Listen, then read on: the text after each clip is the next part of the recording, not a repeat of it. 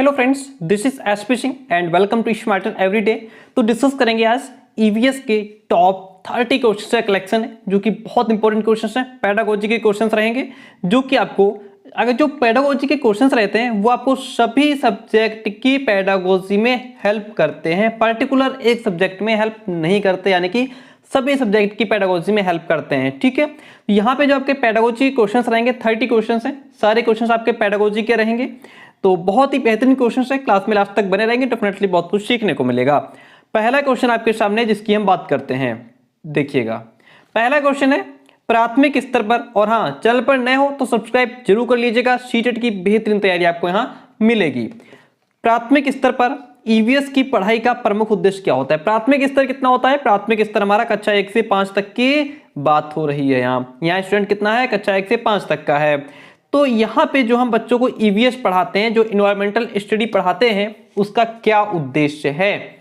विषय की मूल संकल्पनाओं की गहन समझ विकसित करना। तो यहाँ बच्चा कक्षा 1 से 5 तक है, वो गहन समझ कहाँ से प्राप्त कर पाएगा? यहाँ पे बच्चों को हम गहन तरीके से कैसे समझा पाएंगे? यहाँ बच्चों को बहुत डीप नहीं ले जाना होता है। अगले स्तर के अध्ययन के लिए विद्यार्थियों को तैयार करना।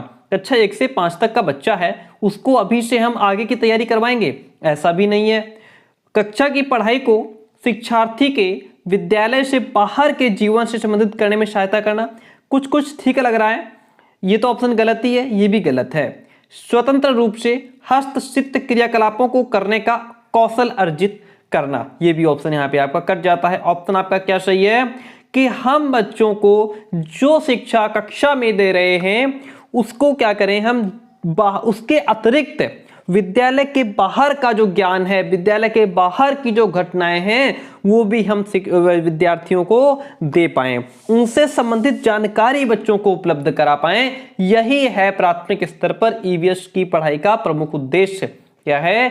कक्षा की पढ़ाई को शिक्षार्थी के विद्यालय से बाहर जो घटित हो रहा है, विद्यालय से बाहर का जो ज्ञान है, उससे संबंधित हम बच्चों को ज्ञान करा पाए। ऑप्शन सी यहाँ पे आपका राइट वन है। नेक्स्ट क्वेश्चन इज, निम्नलिखित में से कौन सा प्राथमिक स्तर पर पर्यावरण अध्ययन के शिक्षण का उद्देश्य नहीं है? कौन सा इसमें ऐसा है जो प्राथमिक स्तर पर कक्षा 1 से 5 तक ईवीएस पढ़ाने का उद्देश्य नहीं है?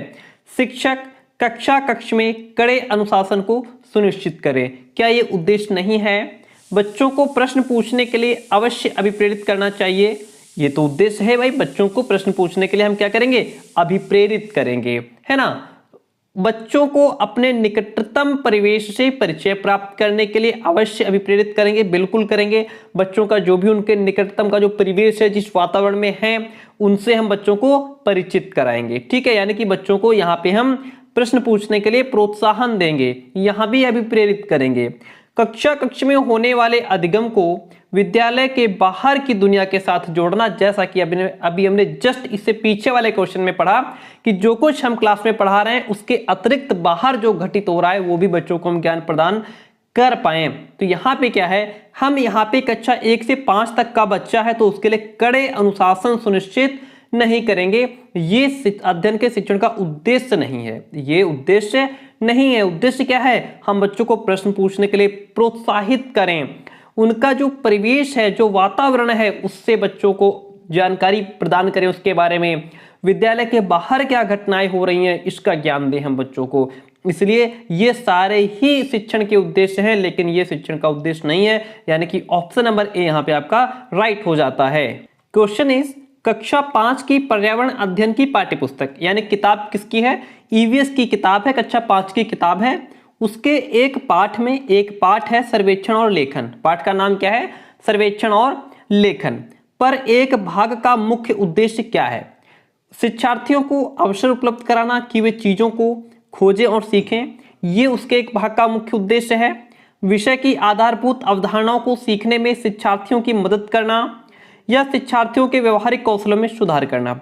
तो यहाँ पे चैप्टर का नाम है सर्वेक्षण और लेखन, जिसका कि मुख्य उद्देश्य है शिक्षार्थियों को अवसर उपलब्ध कराना कि वे चीजों को खोजें और सीखें, यानी कि एक्सप्लोर करके सीखें, जिससे कि बच्चा जो पढ़ रहा है उसके बारे में खोजे और सीखे, है ना, उस विषय में और ज्यादा वो स्टडी करे, अध्ययन करे, नई जानकारी प्राप्त कर सके बच्चा, ठीक है, इसलिए उसको ज्यादा से ज्यादा अवसर उपलब्ध कराना है। क्वेश्चन इज, प्राथमिक कक्षाओं में कक्षा 1 से 5 तक बात हो रही है, ईवीएस पढ़ाने के लिए निम्नलिखित में से कौन सा उद्देश्य संबंधित नहीं है। इसमें कौन सा जो है ईवीएस पढ़ाने का उद्देश्य नहीं है। विज्ञान के आधारभूत प्रत्ययों और सिद्धांतों को रटकर याद कर लेना। यहाँ पे रटंत विद्या फलंत नहीं वाला हिसाब किताब है, यानी कि जहां भी रोट लर्निंग की बात होगी हम उस ऑप्शन को तुरंत काट देंगे, यानी कि ये ऑप्शन हमारा यहाँ पे कट जाता है रट करके याद करने की वजह से। पर्यावरण को खोजने के अवसर प्रदान करना, बिल्कुल हम बच्चे को अवसर प्रदान करेंगे ताकि बच्चा और ज्यादा उस टॉपिक के बारे में खोज करे, नई जानकारी प्राप्त करे, कुछ अलग सीखे, बेहतर सीखे। ये तो ऑप्शन सही है, ये तो उद्देश्य है इसका, है ना। अवलोकन, मापन, भविष्य कथन और वर्गीकरण जैसे कौशलों का विकास करना भी, है ना, ऐसी स्किल्स बच्चे में डेवलप हो पाए जो जिससे बच्चा अवलोकन कर पाए, मापन कर पाए, भविष्य कथन कर पाए। भौतिक और सामाजिक परिवेश के प्रति संवेदनशीलता विकसित करना, ये भी ईवीएस पढ़ाने का एक उद्देश्य है, लेकिन क्या नहीं है, रटकर के याद करना, ये उद्देश्य जो है वो पर्यावरण अध्ययन पढ़ाने के लिए उचित नहीं है, ठीक है। ये किसी के लिए पर्यावरण ईवीएस ही नहीं, आपका कोई भी सब्जेक्ट हो जहां रटकर के ऑप्शन आ जाए उस ऑप्शन को आप तुरंत काट देना, यानी कि ऑप्शन नंबर ए यहाँ पे सही है क्योंकि ये गलत है, इसीलिए ये सही है। नेक्स्ट क्वेश्चन इज, एनसीईआरटी यानी कि राष्ट्रीय शैक्षिक अनुसंधान प्रशिक्षण परिषद की पर्यावरण अध्ययन की कक्षा 5 की पाठ्यपुस्तक है जिसका नाम है सुनीता अंतरिक्ष में। चैप्टर का नाम क्या है, सुनीता अंतरिक्ष में। शीर्षक पाठ का जो शीर्षक है यानी कि टॉपिक यही है, स्पेसशिप में अंतरिक्ष यात्री सुनीता विलियम्स के अनुभवों का वर्णन करता है, ठीक है। इसे शामिल करने का क्या कारण हो सकता है कि आपने इसको चैप्टर को इसमें शामिल किया है।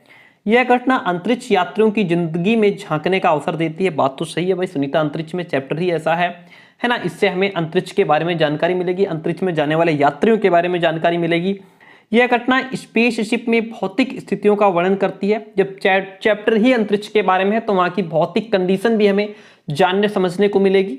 यह घटना स्त्री पुरुष लिंग जेंडर रूढ़िवादिता को चुनौती देती है कि लड़कियां ऐसा नहीं कर सकती। क्यों नहीं कर सकती? जब सुनीता अंतरिक्ष में पहुंच गई तो लड़कियां क्यों नहीं कर सकती, यानी कि जेंडर रूढ़िवादिता को चुनौती दे रही है कि आप तो कहते थे लड़कियां खाना पकाएंगी, लड़कियां चूल्हा चौका करेंगी, लड़कियां जो है केवल घर में सिलाई कढ़ाई काम करेंगी। नहीं, लड़कियां अंतरिक्ष तक पहुंच रही हैं, लड़कियां माउंट एवरेस्ट पर पहुंच रही हैं, तो ये रूढ़िवादिता को भी चुनौती देता है। यह घटना गुरुत्वाकर्षण की अवधारणा को समझने में, अरे गुरुत्वाकर्षण तो भैया नीचे जमीन में है, ये ऊपर कहां चला गया, ये ऑप्शन आपका कट जाता है। बाकी तीनों ऑप्शन आपके बहुत ही गजब लाजवाब ऑप्शन है, यानी कि ABC ढूंढेंगे हम, ABC हमारा ऑप्शन नंबर बी में मिलता है, यानी कि ऑप्शन नंबर बी यहाँ पे आपका राइट हो जाता है।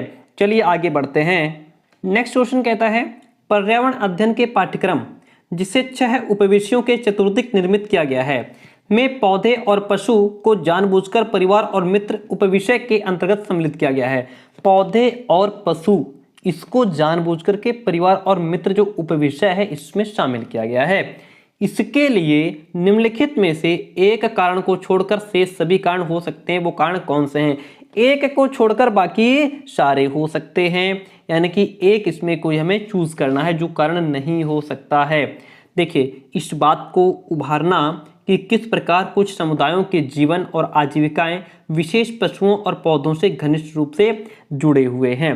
तो देखिए, पौधे पशु, है ना, पौधे और पशु आपस में कैसे एक दूसरे से घनिष्ठ रूप से जुड़े हुए हैं। पौधे जो है पशुओं पर डिपेंड है, पशु पौधों पर डिपेंड है, और वहीं पर परिवार और मित्र विद्यार्थियों को विज्ञान के दृष्टिकोण से पौधों और पशुओं को समझने में सक्षम बनाना। बात ये भी सही है। सामाजिक और सांस्कृतिक संदर्भ में पौधों और पशुओं के स्थान निर्धारित करने में विद्यार्थियों की सहायता करना। इस बात को उभारना कि किस प्रकार मनुष्य एक दूसरे से घनिष्ठ संबंधों को साझा करते हैं। तो यहाँ पे ये जो ऑप्शन आपका है, ये इसके लिए ये जो है एक कारण नहीं है, बाकी सभी शेष कारण हैं, यानी कि ऑप्शन नंबर यहाँ पे जो डी है वो आपका राइट हो जाएगा। पर्यावरण अध्ययन की पाठ्य पुस्तक में जो प्रयुक्त भाषा है, जो पर्यावरण अध्ययन की जो पाठ्य पुस्तक में यूज भाषा है, रूखी और बच्चों के द्वारा समझने में कठिन होनी चाहिए। अगर बच्चे के लिए कठिन लैंग्वेज होगी, रूखी होगी, कोई इंटरेस्ट नहीं होगा, तो बच्चा कहाँ से सीखेगा? ऑप्शन कट हो जाता है। परिभाषाओं पर बल देते हुए, परिभाषाओं पर जहां बल मिले उसको तुरंत साइड कर देना, ठीक है, उस पर आपको बल नहीं देना है। तकनीकी और औपचारिक होनी चाहिए। पर्यावरण अध्ययन की पुस्तक है, इसमें तकनीकी कैसी होनी, तकनीकी वाली भाषा बच्चा इतनी जल्दी नहीं समझ पाएगा, ये भी ऑप्शन तकनीकी की वजह से कट जाता है। बच्चे की दिन प्रतिदिन की जो भाषा हो उससे संबद्ध होनी चाहिए, उससे रिलेटेड होनी चाहिए, तब बच्चा बेहतर सीख पाएगा। इससे बच्चा आसानी से सीख पाएगा, क्योंकि जो बच्चे की डेली रूटीन की लैंग्वेज है आप बच्चे को उसी भाषा में सिखा रहे हैं, ना कि आप अपनी कोई अलग से लैंग्वेज यूज कर रहे हैं, ना तो जो है कठिन लैंग्वेज है, ना तो कोई बाहर की लैंग्वेज है। आप बच्चे को किस भाषा में सिखा रहे हैं? जिस भाषा में बच्चा रोज बात करता है, जो भाषा बच्चा यूज करता है, या यूं कहें कि जो उसकी एक कह सकते हैं जो उसकी घरेलू लैंग्वेज है, जिसमें उससे क्या होगा, बच्चा बहुत आसानी से सीख पाएगा। Option D is the right one. Next question is EVS शिक्षण अधिगम में, यानी कि ईवीएस के टीचिंग लर्निंग में कक्षा में प्राप्त अधिगम को विद्यालय के बाहर के जीवन से जोड़ना। जो भी कुछ बच्चा क्लासरूम में सीख रहा है, जो भी उसने क्लास में अधिगम किया, उसको विद्यालय के बाहर के जीवन से जब जोड़ा जाता है और इसे समृद्ध किया जाता है, तो उसका क्या तात्पर्य है? पाठ्यपुस्तकों से बाहर जाना, वैश्विक पर्यावरणीय मुद्दों और चिंताओं को पाठ्यपुस्तकों से लिंक करना, पूर्ण विद्यालय दृष्टिकोण, या पाठचर्या से बाहर जाना। अधिगम को विद्यालय के बाहरी जीवन से जोड़ना, यानी कि बच्चा जो भी कुछ क्लास में सीख रहा है उसको जब बाहर के जीवन से जोड़ा जाता है और उसे समृद्ध करने से तात्पर्य क्या है? पाठ्य पुस्तकों से प्राप्त ज्ञान का व्यवहारिक रूप से प्रयोग करना। जो भी बच्चा सीख रहा है, पाठ्य पुस्तकों से सीख रहा है, उससे जो ज्ञान उसने प्राप्त किया है उसका व्यवहारिक रूप से प्रयोग करना। अगर हम सीधे सीधे ऑप्शन पर जाएं तो होगा पाठ्य पुस्तकों से बाहर जाना।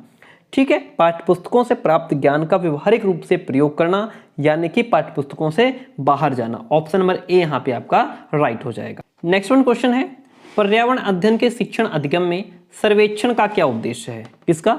सर्वेक्षण का क्या उद्देश्य है? समुदाय के साथ अन्योन्य क्रिया का अवसर प्रदान करना, बच्चों को विभिन्न लोगों के प्रति संवेदनशील बनाना, या सूचना को प्रत्यक्ष प्राप्त करने का अवसर प्रदान करना, आकलन के एक अवसर के रूप में इसका प्रयोग करना। यानी कि यहाँ पे तो ये चारों बातें हमें सही लग रही हैं भाई। समुदाय के साथ अन्योन्य क्रिया का अवसर प्रदान करना, ये आपका क्या है? शिक्षण अधिगम में सर्वेक्षण का उद्देश्य क्या है? समुदाय के साथ में अन्योन्य क्रिया का अवसर प्रदान करना। बच्चों को विभिन्न लोगों के प्रति हमें क्या करना है? संवेदनशील बनाना है। सूचना को प्रत्यक्ष प्राप्त करने का अवसर बच्चे को देना है। आकलन के एक अवसर के रूप में इसका उपयोग करना है। यानी कि यहाँ पे ऑप्शन आपके चारों सही है, तो हम चले जाएंगे ऑप्शन नंबर सी के साथ में। ऑप्शन नंबर सी जो है यहाँ पे वो आपका राइट हो जाएगा। नेक्स्ट वन इज पर्यावरण अध्ययन में संकल्पनाओं और मुद्दों को विज्ञान और सामाजिक विज्ञान विषय के रूप में नहीं रखा गया है। क्यों नहीं रखा गया है? यानी कि पर्यावरण अध्ययन में जो संकल्पनाएं होती हैं और मुद्दे होते हैं उनको विज्ञान और सामाजिक विज्ञान विषय के रूप में नहीं रखा गया है। ऐसा क्यों है? इस आयु वर्ग के बच्चे अपने परिवेश को समग्र रूप में देखते हैं, ऐसा इसलिए है, या यह शिक्षण अधिगम की एक अच्छी युक्ति है, या फिर यह पाठ्यक्रम के भार को कम करने के लिए है। सीबीएसई के द्वारा पर्यावरण अध्ययन के पाठ्यक्रम को इसी प्रकार से निर्धारित किया गया है। तो पर्यावरण अध्ययन में संकल्पनाओं और मुद्दों को विज्ञान और सामाजिक विज्ञान के रूप में नहीं रखा गया है। क्यों नहीं रखा गया है? क्योंकि इस आयु वर्ग के जो बच्चे होते हैं वो अपने परिवेश को एक समग्र रूप से देखते हैं, कह सकते हैं। ठीक है, मतलब अपने इन्वायरमेंट को होलिस्टिक मैनर के रूप में देखते हैं और भागों में नहीं देखते, यानी कि समग्र रूप में देखते हैं, अलग अलग डिवाइड करके या भागों में नहीं देखते। वे इससे जुड़े किसी भी विषय को ज्ञान और सामाजिक अध्ययन के रूप में नहीं देखते हैं कि ये जो हमारा टॉपिक है या विषय है ये विज्ञान है, ये हमारा जो है सामाजिक विज्ञान है। किसी भी विज्ञान को ऐसे नहीं बांटते, किसी भी सब्जेक्ट को विज्ञान को अलग कर दिया, सृष्टि को अलग कर दिया, नहीं, वो इसको समग्र रूप में देखते हैं, सबको एक देखते हैं, सबको एक मानते हैं। इसलिए यहाँ पे ऑप्शन नंबर जो ए है आपका वो राइट हो जाएगा। क्वेश्चन कहता है पर्यावरण अध्ययन कक्षाओं कक्षा 3 से 5 तक के लिए एक विषय क्षेत्र है। पर्यावरण अध्ययन में जो है कक्षा 3 से लेकर के कक्षा 5 तक एक ही विषय है जो संकलित करता है। आपको बात बता दें कि जो एनसीएफ 2005 है, किसकी बात कर रहे हैं? एनसीएफ 2005। एनसीएफ 2005 पर्यावरण अध्ययन को कक्षा 3 से 5 तक एक विषय के रूप में देखता है। और ये जो विषय है आपके, इसमें आपका साइंस आ जाता है, क्या आ जाता है, इसमें आपका साइंस आ जाता है, इसमें आपका एसएसटी आ जाता है, इसमें आपका ईवीएस आ जाता है। ये पूरा क्या है, इस सबको एक ही विषय में रखा गया है कक्षा 3 से 5 तक के लिए, ठीक है। तो और अगर बात करें हम कक्षा 1 से 2 तक की, तो 1 और 2 में आपका साइंस और एसएसटी नहीं होता है ना। तो यहाँ पे जो बात हो रही है कक्षा 3 से 5 तक की, तो ये विज्ञान और सामाजिक विज्ञान की अवधारणाओं और मुद्दों को संकलित करता है, या पर्यावरण शिक्षा और विज्ञान की अवधारणाओं और मुद्दों को संकलित करता है, विज्ञान की अवधारणा और मुद्दों को, या फिर पर्यावरण शिक्षा, सामाजिक अध्ययन और विज्ञान की अवधारणाओं और मुद्दों को संकलित करता है। डिफरेंट यहाँ पे ऑप्शन नंबर आपका डी ही राइट है, क्योंकि जो पर्यावरण शिक्षा है इसमें आपका सामाजिक अध्ययन भी आ जाता है, इसी में आपका विज्ञान भी आ जाता है, ठीक है। तो जो पर्यावरण शिक्षा है ये सामाजिक अध्ययन यानी कि एसएसटी और साइंस, इनको क्या करता है, अपने में समाहित कर लेता है। यानी कि पर्यावरण शिक्षा में ही एसएसटी की भी बात हो जाती है और साइंस की भी बात हो जाती है। हम पर्यावरण के माध्यम से बच्चों को एसएसटी भी समझा देते हैं, साइंस भी समझा देते हैं, उसी में उसको इंक्लूड होता है। ऑप्शन नंबर डी यहाँ पे आपका राइट वन हो जाएगा। क्वेश्चन इज सामाजिक विज्ञान के संदर्भ में पर्यावरण अध्ययन पढ़ने का निम्नलिखित में से कौन सा उद्देश्य नहीं है। हम पर्यावरण क्यों पढ़ते हैं, उसका कौन कौन से उद्देश्य हैं, और जो हमें गलत लगे वो उसका उद्देश्य नहीं होगा। इससे बच्चों को मुख्य शब्दावली की सही परिभाषा याद, जहां भी परिभाषाओं पर बल हो, रोट लर्निंग पर बल हो, वो ऑप्शन आपका गलत हो जाएगा। यहाँ पे परिभाषा याद करने पर जोर दिया जा रहा है। क्या हम बच्चों को सिर्फ परिभाषा याद करने के योग्य बनाएंगे? अरे जिसको हिंदी पढ़नी आ गई वो तो परिभाषा रट ही लेगा, इंग्लिश पढ़नी आ गई परिभाषा तो रट ही लेगा, हमें इसके योग्य थोड़ा ना बनाना है। ऑप्शन ए जो है वो आपका उद्देश्य इसका नहीं है। बाकी के 3 देख लेते हैं। इसे शिक्षार्थियों को विद्यमान विचारों और अभ्यासों पर प्रश्न करने के योग्य, बिल्कुल हम बच्चों को प्रश्न करने के योग्य बनाएंगे, प्रश्न करने के लिए प्रोत्साहित करेंगे, बच्चों के अंदर इंकरेज करेंगे बच्चों को। इसे बच्चों को समाज के लिए एक जिम्मेदार नागरिक बनाना है, जिम्मेदार सदस्य के रूप में बढ़ने के योग्य बनाना है। बच्चों की संस्कृत अभ्यासों में विविधता का सम्मान, यानी कि हमारे जो भी हमारे देश में जो विभिन्नता है उसको एकता, एक समान भाव से देखने के योग्य बनाना है। यहाँ पे क्या है, सिर्फ एक ऑप्शन गलत है आपका, जो कि नहीं है, परिभाषा याद करने का मुख्य उद्देश्य नहीं है। ऑप्शन ए आपका राइट हो जाएगा। नेक्स्ट क्वेश्चन इज प्राथमिक स्तर पर ईवीएस की पाठचर्या को शुद्ध विज्ञान, सामाजिक विज्ञान की संकल्पनाओं को सम्मिलित करके, इसमें हम शुद्ध विज्ञान यानी कि विज्ञान और सामाजिक विज्ञान के कॉन्सेप्ट को सम्मिलित करके विकसित किया गया है। ऐसा करने का मुख्य उद्देश्य क्या है? शिक्षार्थी को पर्यावरण को साकल्यवादी ढंग से देखने योग्य बनाना। अभी हम आपको समझाएंगे साकल्यवादी क्या होता है। पढ़ाई के विषयों की संख्या को कम करना, विद्यार्थी के बस्ते को बोझ कम करना, विषय अध्यापकों की आवश्यकता को कम करना। विषय अध्यापकों की आवश्यकताएं कम होंगी क्या इससे? ऐसा नहीं है। बस्ते को कम करना भी नहीं है, पढ़ाई के विषयों को कम करना भी नहीं। ऑप्शन ए आपका इसमें राइट है। लेकिन इसमें मतलब क्या है? क्वेश्चन ने कह दिया कि प्राथमिक स्तर पर जो ईवीएस है उसकी पाठचर्या को शुद्ध विज्ञान और सामाजिक विज्ञान के कॉन्सेप्ट को सम्मिलित करके हमें देखना है, या ईवीएस में विज्ञान और सामाजिक विज्ञान विषय को सम्मिलित करके डेवलप किया गया है, बनाया गया है। तो यहाँ पे शिक्षार्थी को पर्यावरण को साकल्यवादी ढंग से देखने योग्य बनाना, कि जो बच्चा है वो ईवीएस को साकल्यवादी ढंग से देख पाए, समझ पाए। साकल्यवादी को इंग्लिश में होलिस्टिक कहते हैं, जिसका प्रॉपर शुद्ध मतलब है साकल्यवादी का कि जिसमें जो है विज्ञान और सामाजिक विज्ञान ईवीएस का एक रूप, यानी कि collection of science and SST EVS. ठीक है, इसका मतलब क्या हो गया? कलेक्शन यानी कि जहां पे एक में अनेक कह सकते हैं। शुद्ध भाषा में बात करें तो साकल्यवादी का मतलब है एक में अनेक। ठीक है, यहाँ पे आपको विज्ञान और सामाजिक विज्ञान और ईवीएस, ये तीनों चीजें कहाँ हैं? कलेक्ट हैं एक जगह। ईवीएस में आपको विज्ञान भी मिल रहा है, ईवीएस में आपको सामाजिक विज्ञान की संकल्पना यानी कि इसका भी कॉन्सेप्ट मिल रहा है।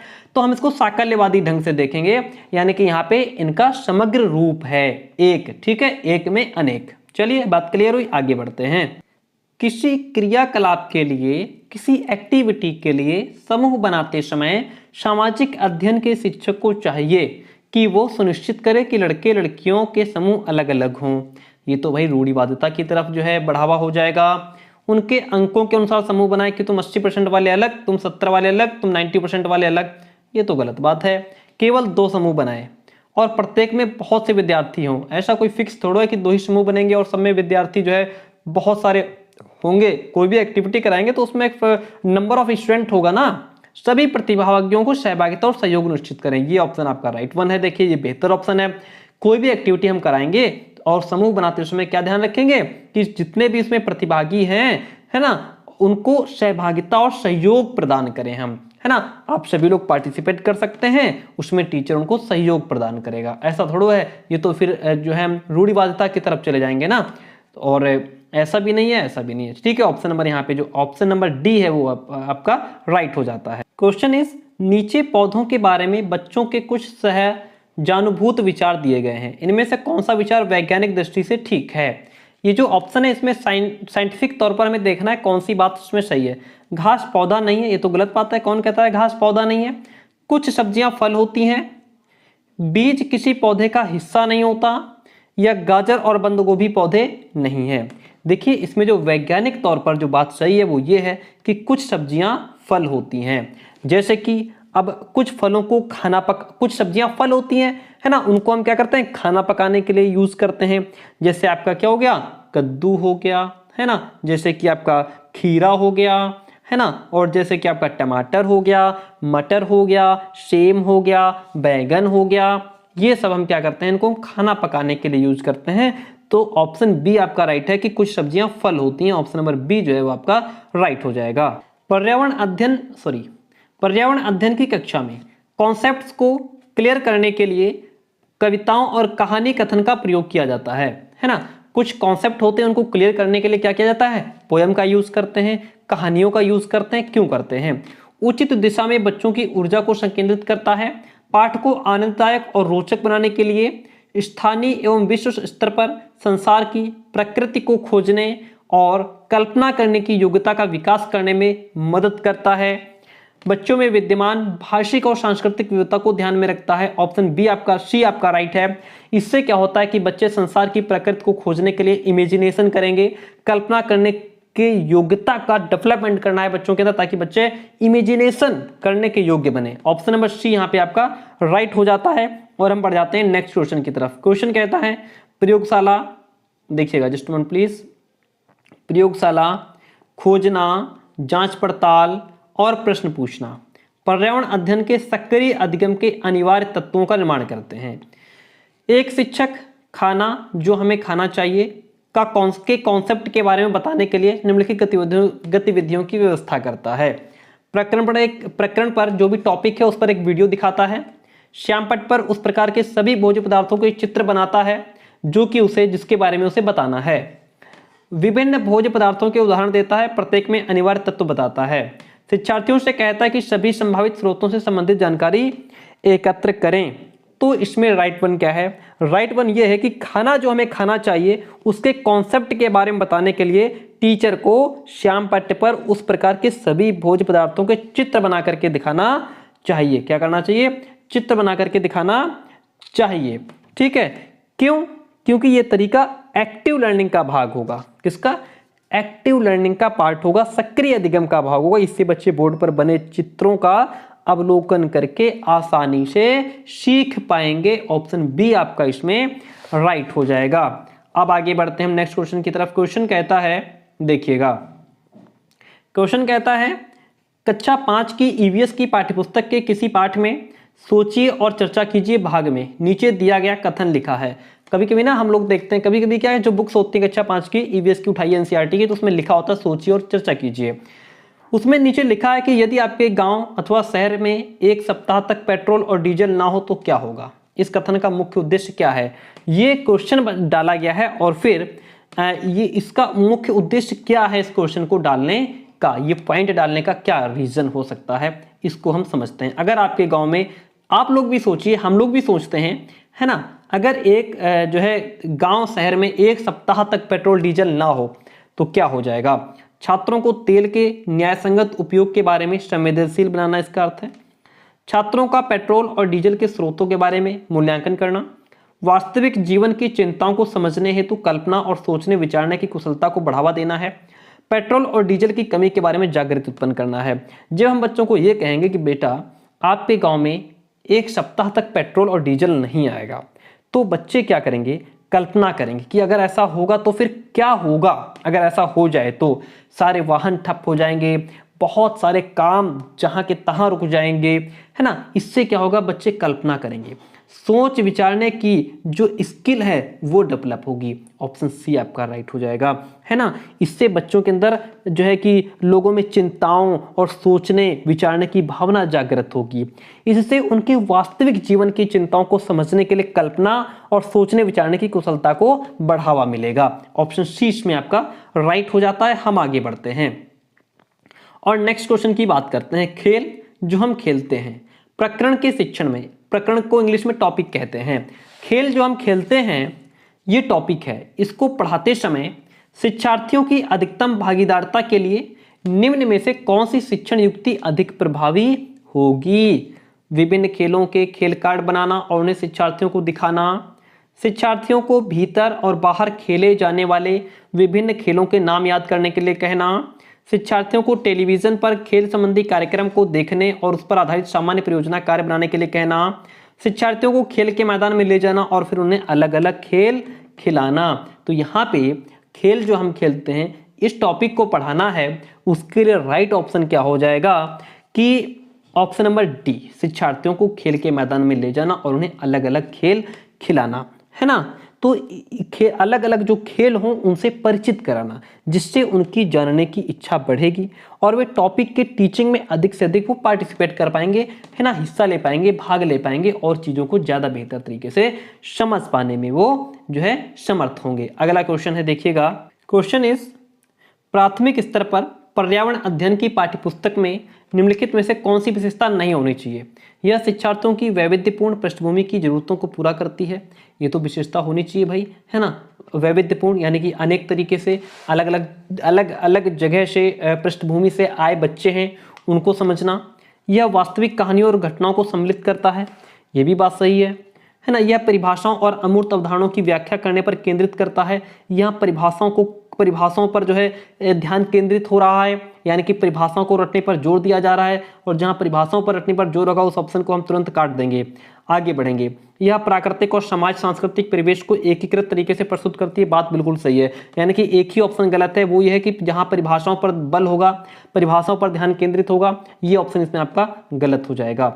आगे बढ़ते हैं और नेक्स्ट क्वेश्चन की बात करते हैं। क्वेश्चन नंबर 21 है आपका ये, ठीक है। अकॉर्डिंग टू अवर सीक्वेंस से बात करें तो बाकी तो 92 नंबर आपको दिख रहा होगा। क्वेश्चन कहता है, महस कक्षा 4 के शिक्षक हैं, महस हैं जो कि एक टीचर हैं और कक्षा 4 में पढ़ा रहे हैं। वे वृक्ष संरक्षण, टॉपिक उनका क्या पढ़ा रहे हैं, वो वृक्ष संरक्षण यानी कि पेड़ों को बचाओ, इसके कॉन्सेप्ट पर शिक्षार्थियों को संवेदनशील बनाने के लिए योजना बना रहे हैं। निम्नलिखित में से कौन सी एक गतिविधि इस उद्देश्य के लिए सर्वाधिक उपयुक्त रहेगी। यानी कि वृक्ष संरक्षण, इंग्लिश में फॉरेस्ट कंजर्वेशन कहेंगे। क्या उपयुक्त रहेगा, वाद विवाद प्रतियोगिता का आयोजन करना, एक पौधे को अपनाने और उसका पोषण करने के लिए प्रत्येक शिक्षार्थी को प्रोत्साहित करना, अभिप्रेरित करना कि बेटा एक पौधा लगाओ, उसको जो है खाद पानी दो ताकि बड़ा होकर के हमें ऑक्सीजन दे, वृक्ष जो है छाया दे, ऑक्सीजन दे, है ना। पोस्टर प्रतियोगिता में हिस्सा लेने के लिए शिक्षार्थियों को प्रोत्साहित करना, समूह चर्चा के लिए शिक्षार्थियों को समूह बनाना। देखिए जहां चर्चाएं होती हैं वहां सिर्फ चर्चा होती रह जाती है ना। पोस्टर प्रतियोगिता बनते रह जाते हैं, 4 दिन बाद कहानी खत्म हो जाती है। वाद विवाद प्रतियोगिताएं होती रहती हैं, प्रतियोगिता होती है, नंबर मिलते हैं, है ना, जीतते हारते हैं और फिर अपने अपने घर चले जाते हैं। यहाँ पे अगर हम पेड़ों को बचाना चाहते हैं, ये टॉपिक अगर क्लास में हम पढ़ा रहे हैं तो हमें चाहिए कि हम बच्चों को कहें कि बेटा एक पौधा लगाओ, है ना, उसको खाद पानी दो, है ना, और जो है कि बड़ा होकर के वो आपको उसके बेनिफिट के बारे में बताएं कि बेटा एक पौधा आप लगाएंगे, बड़ा होगा, फल फूल देगा, छाया देगा, ऑक्सीजन देगा, जिससे कि हमारे प्राण बचेंगे, पौधे, पृथ्वी पर बारिश होगी। जब ये सब चीज़ें बच्चों को कहेंगे करने के लिए तो ये बेस्ट ऑप्शन हमारा रहेगा, जो कि वास्तव में हम वृक्ष को बचा पाएंगे, है ना। खाली प्रतियोगिताओं से कुछ नहीं होता, पोस्टर समूह चर्चा से कुछ नहीं होता। Option B is the right one over here. और हम आगे बढ़ जाते हैं और लास्ट में आप कमेंट जरूर करके बताएंगे क्लास कैसी रही। आगे बढ़, नेक्स्ट क्वेश्चन कहता है, प्राथमिक कक्षाओं में शिक्षार्थियों के पास अनेक टॉपिक्स में अनेक वैकल्पिक अवधारणाएं होती हैं, जैसे सजीव, निर्जीव, जल चक्र, पौधे आदि। इन वैकल्पिक अवधारणाओं के स्रोत क्या हो सकते हैं? इन वैकल्पिक अवधारणाओं के स्रोत आपके क्या हो सकते हैं? परिवार और समुदाय हो सकते हैं, पाठ्य पुस्तकें और अन्य पुस्तकें हो सकती हैं, शिक्षक हो सकते हैं, कहानियां और कविताएं हो सकती हैं। अब तो इसमें जो है कि ये चारों ही ऑप्शन आपके सही हैं, और कहानी कविताएं होती हैं जो सुन करके और पढ़ करके नए कॉन्सेप्ट को आत्मसात कर लेता है बच्चा, इसलिए ऑप्शन नंबर बी जो है यहाँ पे वो आपका राइट हो जाएगा। Option B is the right one over here. Next question की बात करेंगे। नेक्स्ट क्वेश्चन कहता है कि कक्षा 5 के विद्यार्थियों को पर्यावरणीय चिंताओं के बारे में पढ़ाते समय प्रीति प्रदूषण पर अधिक बल देना चाहती हैं। प्रीति एक शिक्षिका हैं, टीचर हैं, जो प्रदूषण पॉल्यूशन पर अधिक बल देना चाहती हैं, उसके बारे में बच्चों को बताना चाहती हैं, समझाना चाहती हैं। तो इसके लिए जो है उचित ऑप्शन क्या रहेगा? विद्यार्थियों से विभिन्न प्रकार के प्रदूषणों का चार्ट बनवा करके कि बेटा चार्ट बना करके लाना, शैक्षणिक भ्रमण पर ले जाकर किसी प्रदूषित नदी को दिखाना कि देखिए ये नदी प्रदूषित है। विद्यार्थियों से अलग अलग प्रकार के प्रदूषणों से संबंधित, जैसे जल प्रदूषण, वायु प्रदूषण, ध्वनि प्रदूषण, इनके लिए अलग अलग प्रकार के क्या परियोजनाओं पर कार्य करने के लिए कहना। किसी विशेषज्ञ को नियंत्रित करके वायु, जल, ध्वनि प्रदूषण पर भाषण देना। भाषण देने से कुछ नहीं होता, भाषण देते रह जाते हैं, हम सुनते रह जाते हैं। बेहतर ऑप्शन ये होगा कि आप बच्चों से कहें अलग अलग प्रकार को जो प्रदूषण है, जल प्रदूषण, ध्वनि प्रदूषण, वायु प्रदूषण, ये जितने भी प्रदूषण है इनसे संबंधित समूह परियोजनाओं पर कार्य करने के लिए कहना, जिससे बच्चा बेहतर सीख पाएगा। ऑप्शन सी यहाँ पे आपका राइट रह जाएगा और हम आगे बढ़ जाएंगे। अगला क्वेश्चन है, वायु प्रदूषण का टॉपिक आप पढ़ा रहे हैं, जिसके लिए 4 अलग अलग विज्ञान शिक्षक 4 तरह की शिक्षण पद्धतियों का प्रयोग करते हैं। ठीक है, 4 शिक्षक हैं, वो जो विज्ञान शिक्षक है वो 4 तरह के अलग अलग टीचिंग मेथड्स का यूज करते हैं। तो यहाँ पे कौन सी पद्धति सबसे ज्यादा उचित है, ये हमें ढूंढना कि कौन सी बात उसमें ज्यादा उचित है। विद्यार्थियों को वायु प्रदूषण पर वृत्तीय चित्र दिखाना, केवल चित्र दिखाने से क्या हो जाएगा? विद्यार्थियों से कहना कि वे दीपावली से पहले और बाद में वायु के नमूने इकट्ठे करें और उनकी गुणवत्ता का अध्ययन करते हुए निष्कर्षों को सारणीकृत करें। विद्यार्थियों को पाठ्यपुस्तक में से टॉपिक का सस्वर पठन करने के लिए कहना और संकल्पना शब्दावली का स्पष्ट करना। इससे क्या होगा, बच्चा पढ़ लेगा, शब्दावली का अर्थ निकाल लेगा, बात खत्म हो जाएगी। टॉपिक पूरा करने के बाद अभ्यास में दिए गए प्रश्नों को उत्तर लिखवाना। राइट ऑप्शन इसमें क्या बचा है? Option number B. क्या बचा है कि वायु प्रदूषण टॉपिक पढ़ाने के लिए 4 अलग अलग टीचिंग मेथड्स का यूज किया जाता है, लेकिन सबसे अधिक अगर उचित पद्धति होगी शिक्षार्थियों से कहना कि दीपावली से पहले वायु के नमूने और उसके बाद के वायु के नमूने इकट्ठे करें, उनकी गुणवत्ता का अध्ययन करते हुए निष्कर्षों को सारणीकृत करें। इससे बच्चों में अवलोकन करने की क्षमता और जो अन्य उनमें स्किल्स है उनका डेवलपमेंट होगा। ऑप्शन बी यहाँ पे आपका राइट हो जाता है। हम आगे बढ़ जाते हैं, क्वेश्चन नंबर 25 की तरफ हम बढ़ गए हैं और धीरे धीरे लास्ट भी बढ़ेंगे। देखिएगा, क्वेश्चन कहता है निम्नलिखित में से कौन सी ईवीएस कक्षा में गतिविधि है? कौन सी गतिविधि है जो ईवीएस की कक्षा में यूज की जाती है? चित्र खींचना, ये तो ठीक है। फील्ड भ्रमण यानी कि भ्रमण करना, श्यामपट्टिका प्रयोग करना, उपयुक्त सभी, श्यामपट्टिका प्रयोग करना हो गया, खेल खिलाना हो गया, आदि कक्षा आधारित गतिविधियां हैं। इन गतिविधियों का प्रयोग टीचिंग को इफेक्टिव बनाने के लिए, स्टूडेंट्स में इंटरेस्ट उत्पन्न करने के लिए किया जाता है, ताकि बच्चों में इंटरेस्ट आए। ठीक है, ऑप्शन नंबर यहाँ पे जो ऑल ऑफ द अबव है, डी है, वो राइट हो जाएगा। हम आगे बढ़ जाएंगे। 26 नंबर क्वेश्चन कहता है हमारा, क्वेश्चन क्या कहता है देखिएगा, जस्ट वन प्लीज। क्वेश्चन कहता है एक विद्यालय ने राजस्थान के लिए कक्षा 5 के बच्चों के शैक्षिक भ्रमण की योजना बनाई। भ्रमण के दौरान बच्चों से आपकी क्या अपेक्षाएं रहेंगी? चीजों के बारे में बिना कोई प्रश्न पूछे सभी का अवलोकन करना चाहिए, उन्हें आनंद उठाना चाहिए, उन्हें ध्यान से अवलोकन करना चाहिए, टिप्पणियां दर्ज करनी चाहिए और बाकी बच्चों और शिक्षक के साथ अपने अवलोकनों को बांटना चाहिए। यदि उनके कोई प्रश्न हो तो उन्हें दर्ज कर लेना चाहिए और घर पहुंचने के बाद अभिभावकों से उन्हें पूछना चाहिए। तो ऐसा तो भाई आप किस लिए बैठे, अगर बच्चा यहाँ से नोट करके जाएगा घर जाके पूछेगा। तो यहाँ पे किसी विद्यालय ने जब राजस्थान के लिए ये सब किया तो वो पूरे ध्यान से अवलोकन करें। क्या करें? पूरे ध्यान से अवलोकन करें और संबंधित स्थानों के बारे में जानें, प्रश्न करें और अन्य टीचर्स और बच्चे के साथ उस विषय पर चर्चा करना चाहिए। है ना, और शिक्षक के साथ में अपने अवलोकन को, अपने ऑब्जर्वेशन को बांटना चाहिए। Option C is the right one over here. 27 number question कहता है, देखिए, पर्यावरण अध्ययन के शिक्षक के रूप में चिड़ियाघर के भ्रमण का आयोजन करने का मुख्य उद्देश्य क्या होना चाहिए। भाई चिड़ियाघर जू जो है आप देखने जा रहे हैं, उसका मुख्य उद्देश्य क्या है। शिक्षा की गुणवत्ता के बारे में जो है कि अभिभावकों को संतुष्ट करना। शिक्षा की गुणवत्ता के बारे में अभिभावकों को संतुष्ट करेंगे आप, वो भी चिड़ियाघर दिखा करके। ये कहाँ की कहानी है ना, ये ऑप्शन आपका गलत है। शिक्षार्थियों को आनंद और मजा उपलब्ध कराना। अगर आनंद और मजा जो है लेते रह जाएंगे तो बाकी चीजें कब होंगी, ये भी ऑप्शन गलत हो गया। नित्य शिक्षण कार्यक्रम की एक रास्ता को बदलना, ऐसा नहीं है। शिक्षार्थियों को सक्रिय अधिगम अनुभव उपलब्ध कराना ताकि बच्चे चीजों को प्रत्यक्ष रूप से देख पाएं और समझ पाएं। ठीक है, यही चिड़ियाघर के भ्रमण का मुख्य उद्देश्य है। एक्टिव लर्निंग हो पाए, वहां पर बच्चा जो है चीजों को देख करके एक्सपीरियंस ले पाए। अगला क्वेश्चन कहता है, प्राथमिक स्तर वृक्षों के संरक्षण की संकल्पना के बारे में विद्यार्थियों को संवेदनशील बनाने के लिए नीचे दिए गया कौन सा विकल्प उपयुक्त नहीं है, कौन सा क्रियाकलाप उपयुक्त नहीं है। देखिएगा, वृक्षों पर नारा लेखन प्रतियोगिता आयोजित करना, यह उपयुक्त नहीं है। प्रत्येक छात्र को एक वृक्ष को अपनाकर उसकी देखरेख के लिए प्रोत्साहित करना, ये तो बहुत ज्यादा उपयुक्त है। बच्चों को लकड़ी के लट्ठों का भंडार दिखाना, वृक्षों पर पोस्टर बनाने की प्रतियोगिता आयोजित करना, तो सबसे गलत चीज है जो उपयुक्त नहीं है वो ये है कि हम बच्चों को लकड़ी के लट्ठे दिखाएं, है ना, उसका भंडार दिखाएं। इससे क्या वृक्ष बच जाएंगे, उनका संरक्षण हम कर पाएंगे, ऐसा नहीं होगा, है ना। तो ये ऑप्शन आपका जो है वो उचित नहीं है।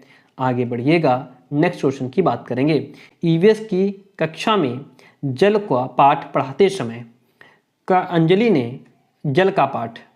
अंजलि ने अपनी कक्षा में जल के विभिन्न स्रोतों और जल को संरक्षित यानी बचाने के लिए व्यक्तिगत क्रियाओं पर रोल प्ले आयोजित किया। इस क्रियाकलाप का मुख्य उद्देश्य क्या होगा। विद्यार्थियों की सामाजिक कुशलताओं पर सुधार करना, या अधिगम की प्रक्रिया में एक रास्ता को तोड़ना, अधिगम की प्रक्रिया में विद्यार्थियों का सक्रिय भाग लेना सुनिश्चित करना, जल के स्रोतों के विषय में विद्यार्थियों के ज्ञान में वृद्धि करना। सबसे उचित ऑप्शन यह है कि अधिगम की प्रक्रिया में विद्यार्थियों का सक्रिय भाग, एक्टिव होकर के बच्चा लर्निंग कर पाए, है ना, ये सुनिश्चित करना। ऑप्शन सी यहाँ पे आपका राइट रहेगा। ये फ्रेंड आज का लास्ट क्वेश्चन आपके सामने है और कहना चाहूंगा बिना लाइक बिना कमेंट ऑफ नहीं जाएंगे।